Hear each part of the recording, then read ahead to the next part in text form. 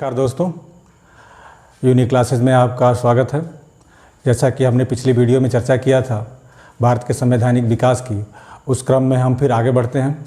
उम्मीद है आपने पिछली वीडियो को ठीक से देखा होगा, नोट्स बनाया होगा। मैंने उसमें वही पॉइंट को हाईलाइट्स किए हैं जो बार बार परीक्षाओं में पूछे जाते हैं। तो आइए आगे बढ़ते हैं। अगले एक्ट के रूप में 1892 का भारतीय परिषद अधिनियम। इस एक्ट में सिर्फ एक खास बात है और सबसे महत्वपूर्ण बात है निर्वाचन पद्धति का आरंभ होना। निर्वाचन पद्धति क्या है? आज के टाइम में निर्वाचन किसको कहते हैं?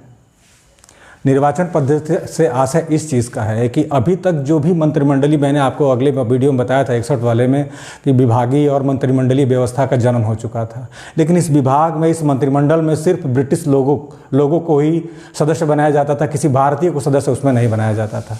तो पहली बार 1892 के अधिनियम में इस बात पर चर्चा हुई कि क्यों ना कुछ भारतीयों को भी इसमें शामिल किया जाए। और उसका रीज़न ये है कि आप जानते हैं कि 1885 में क्या हुआ था, भारतीय राष्ट्रीय कांग्रेस की स्थापना हो चुकी थी। भारतीय राष्ट्रीय कांग्रेस की स्थापना कुल मिला के 72 वकीलों ने किया था, खास करके सब लोग उसमें से वकील ही थे। और उनकी मांग थी कि स्वशासन दिया जाए, मतलब भारतीयों को प्रशासन में शामिल किया जाए, किसी भी स्तर पे, छोटे स्तर पे, बड़े स्तर पे, लेकिन उनको किसी भी तरह से भागीदारी किया जाए ताकि वो अपनी बात को रख सकें, अपनी सभ्यता के संबंध में आपको समझा सकें, आपको कि आप हमारी सभ्यता को ठीक से समझ नहीं पाए। तो इस चीज़ को ध्यान में रखते हुए जो है 1892 में ये अधिनियम पारित किया गया और जिसमें निर्वाचन पद्धति को लागू किया गया, यानी कि भारतीयों को भी मंत्रिमंडल में स्थान देना शुरू हुआ। अब ये भारतीय कौन थे? ये भारतीय वो थे उस टाइम में जो कम से कम 1000 रुपया सालाना टैक्स देते थे, या तो इनके पास कम से कम 20 एकड़ ज़मीन हो, जमींदार हो, उच्च वर्गीय हो।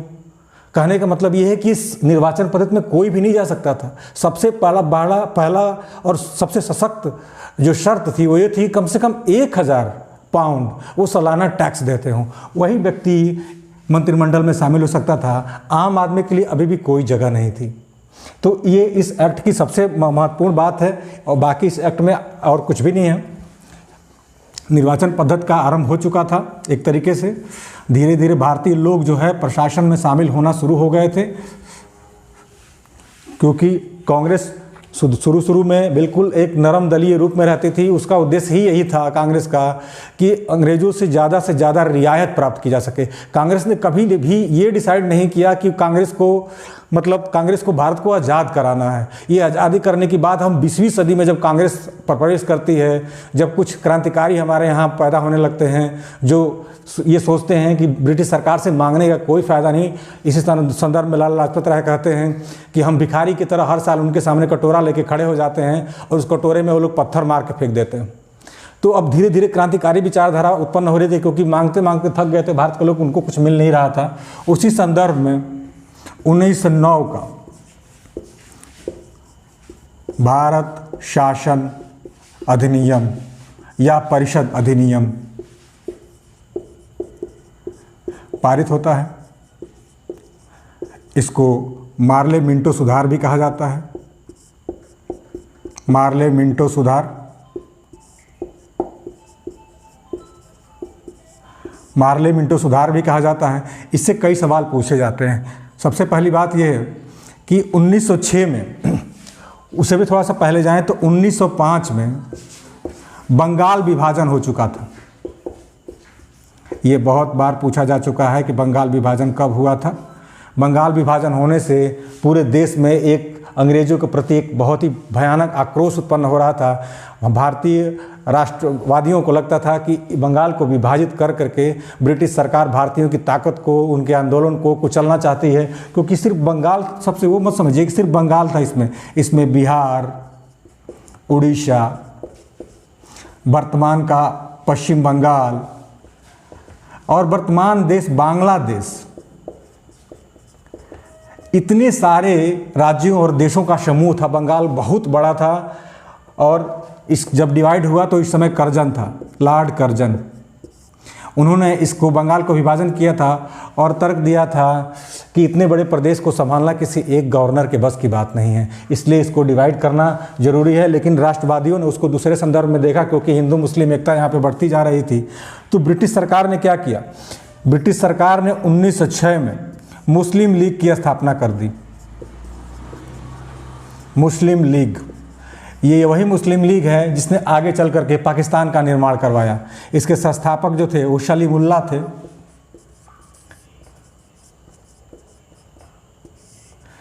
वहाँ का गवर्नर फुलर था बंगाल का, उसने कहा कि मेरी 2 बीवियाँ हैं और उसमें से मुसलमान बीवी मुझे सबसे ज़्यादा प्रिय है। तो इस तरीके से एक विभाजन की रणनीति शुरू हो गई। मुस्लिम लीग को ब्रिटिश सरकार ने अपने शोहरत में, अपने संरक्षण में मुस्लिम लीग की स्थापना कराई और हिंदुओं मुसलमानों में फूट डालने का प्रयास चालू हो चुका था। उसी परिप्रेक्ष्य में मुसलमानों के लिए पृथक निर्वाचक मंडल, पृथक निर्वाचक मंडल, यानी कि मुसलमानों को मुसलमानी एरिया में पूरा अथॉरिटी दे दी गई कि वहाँ कोई हिंदू खड़ा नहीं हो सकता है, मुस्लिम एरिया में सिर्फ मुस्लिम उम्मीदवार ही खड़ा होगा। एक तरीके से पृथक निर्वाचक मंडल ने आगे चल करके पाकिस्तान की नींव डाल दी थी। तो यहाँ पर इस एक्ट के तहत ये सवाल ही बार बार पूछा जाता है कि पृथक निर्वाचक मंडल किस एक्ट के तहत लागू किया गया था, कौन उस समय भारतीय गवर्नर जनरल था, लॉर्ड मिंटो। लॉर्ड मिंटो उस समय गवर्नर जनरल थे। 1905 से लेकर के 10 तक इनका कार्यकाल रहा है। इन्होंने मुसलमानों के लिए पृथक निर्वाचक मंडल की बात स्वीकार कर ली और इस तरीके से एक विभाजन की नींव डाल दी गई। तो 1909 में बस इतना ही है, इससे कुछ ज़्यादा नहीं है। 1919 में आगे बढ़ेंगे हम, तो आपको और सारी जानकारी थोड़ी सी फैलती जाएगी, मिलती जाएगी। भारत शासन अधिनियम में ऐसे ही रख देता हूँ और इसको थोड़ा सा मिटा के मैं 19 कर देता हूँ। 1919 का भारत शासन अधिनियम, इसकी क्या क्या खास बातें हैं। पहली खास बात, केंद्र में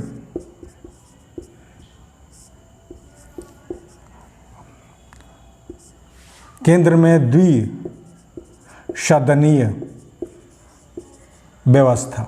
जैसे आज केंद्र में हमारी 2 व्यवस्थाएं हैं, लोकसभा और राज्यसभा है, उस तरीके से उस समय केंद्र में द्विसदनीय व्यवस्था की गई। एक का नाम था विधानसभा और दूसरे का नाम था संघीय विधान परिषद।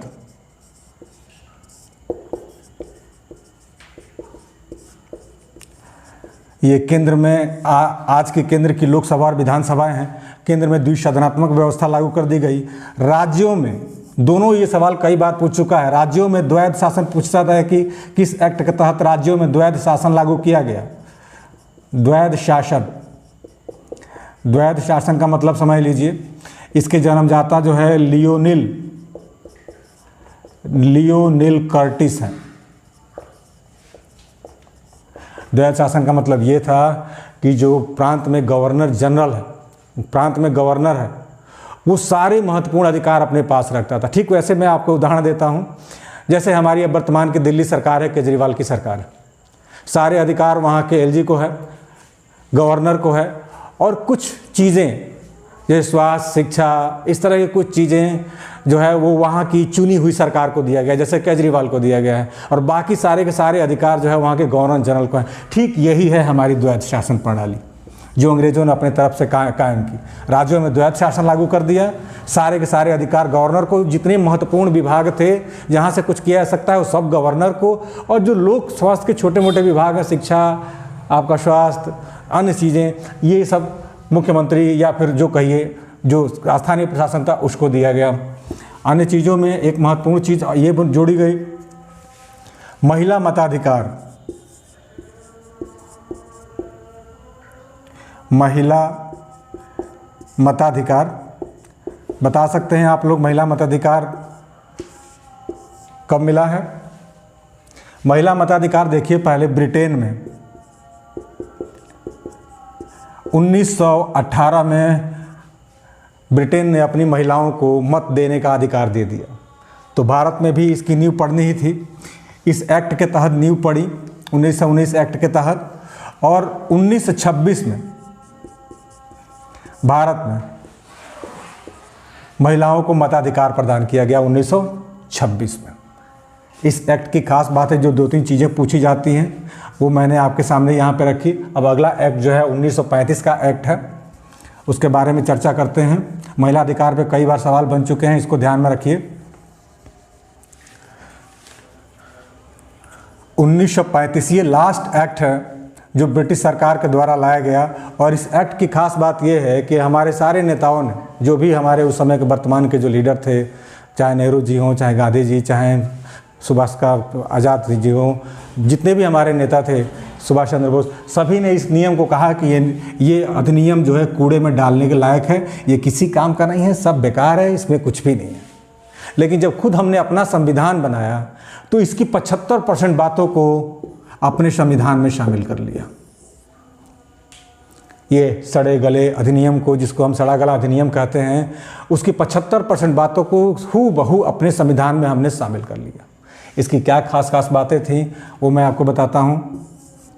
केंद्र में द्विसदनात्मक व्यवस्था तो हो ही चुकी थी। केंद्र में द्विसदनात्मक पहले ही नींव पड़ चुकी है।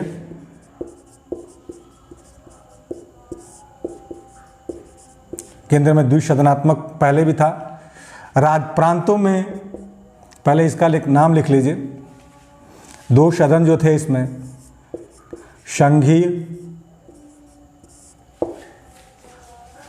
संघीय सभा और संघीय विधानसभा। तो जैसा कि आप देख रहे हैं, ये उच्च सदन संघीय सभा, उच्च सदन आज का राज्यसभा होता है, और संघीय विधानसभा निम्न सभा यानी कि आज की लोकसभा। दूसरी जो फैक्ट इसमें है कि केंद्र में द्वैध शासन,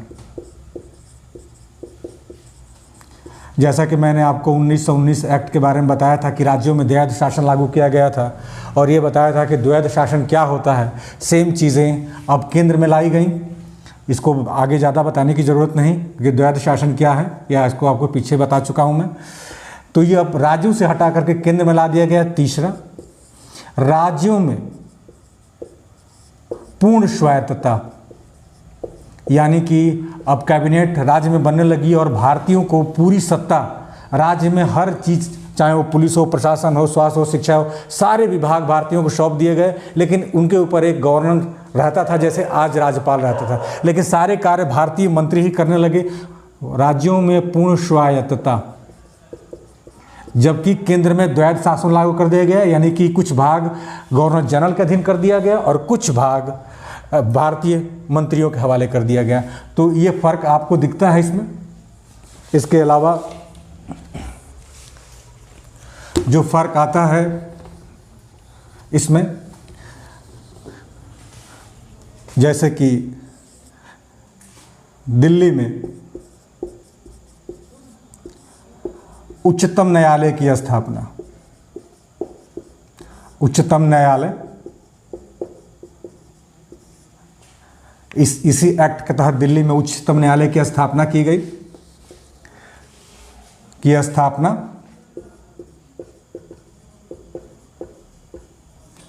1937 में की गई इसकी स्थापना, 1937 में, और 1 अक्टूबर 1937 से ये कार्यरत हो गया, कार्य करने लगा। मुख्य न्यायाधीश उस समय के मुख्य न्यायाधीश मोरिस ग्वेयर उस समय के मुख्य न्यायाधीश थे। यही उच्च न्यायालय है। आगे चल करके जब हमें आज़ादी मिलती है तो 1950 में 28 जनवरी 1950 को इसी उच्चतम न्यायालय का, सुप्रीम कोर्ट का पुनर्गठन हुआ, और जयज कानिया जो मुख्य न्यायाधीश है पहले आप जानते ही हैं, इसका पुनर्गठन करके सुप्रीम कोर्ट नाम दिया गया। यहाँ जो उच्चतम न्यायालय बना था इसको संघीय न्यायालय कहा जाता था।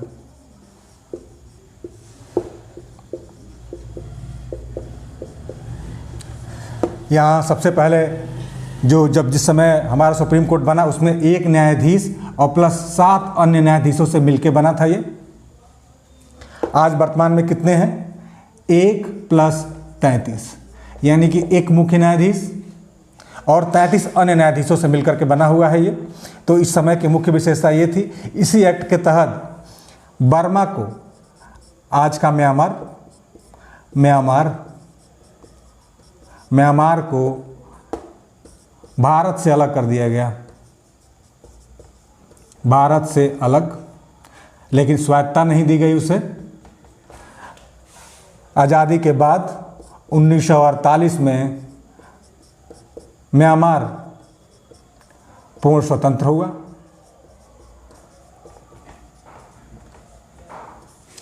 ये इस एक्ट की मुख्य विशेषताएं हैं दिल्ली। और जैसा कि मैंने आपको बताया था कि 75% जब हमारा संविधान बना तो इस अधिनियम की 75% बातों को अपने संविधान में हमने शामिल कर लिया। इस तरीके से आप देखते हैं कि कंपनी का संवैधानिक विकास जो 1773 से शुरू हुआ था 1935 में आके समाप्त होता है। इसके बाद कोई एक्ट ब्रिटिश सरकार के द्वारा नहीं लाया जाता है। इसके बाद भारतीय खुद अपना संविधान बनाते हैं और अपना संविधान लागू करते हैं। धन्यवाद।